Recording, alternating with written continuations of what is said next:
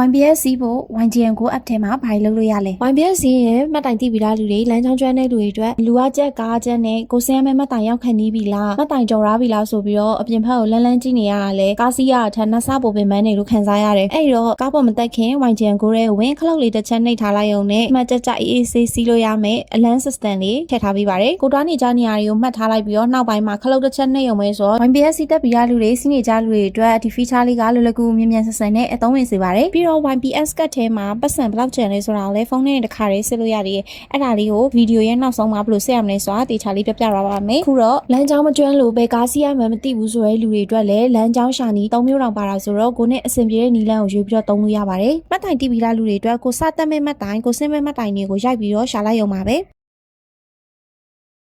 မတိုင်နာမည်လည်းမသိဘူးလမ်းကြောင်းလည်းမသိဘူးတွားချင်တဲ့နေရာရဲ့လိပ်စာကိုပဲသိရဆိုလို့ရှိရင်မြေပုံပေါ်မှာထောက်ပြီးတော့ရှာလို့ရပါတယ်စတက်ရမယ့်မှတ်တိုင်နေနဲ့ဆင်းရမယ့်မှတ်တိုင်ကိုတရေချာလေးပြထားပြီးတယ်ကိုစင်းခံနေမှတ်တိုင်ရောက်လို့ရှိရင်လည်းအလန်းကမြည်ပေးအောင်ပါဆိုတော့လမ်းကြောင်းလုံးဝမသိသေးတဲ့လူတွေအတွက်လည်းအဆင်ပြေပါတယ်ကိုမတိတဲ့နေရာတစ်ခုကိုရောက်နေတယ်စစီရမယ့်မှတ်တိုင်ကိုမသိဘူးပြန်ရမယ့်မှတ်တိုင်ကိုပဲသိတယ်ဆိုရင်တွားချင်တဲ့မှတ်တိုင်ကိုရိုက်ထည့်လိုက်တာနဲ့ကိုနီနောက်မှာ share မှတ်တိုင်နဲ့လမ်းကြောင်းတွေကိုပြပေးပါတယ်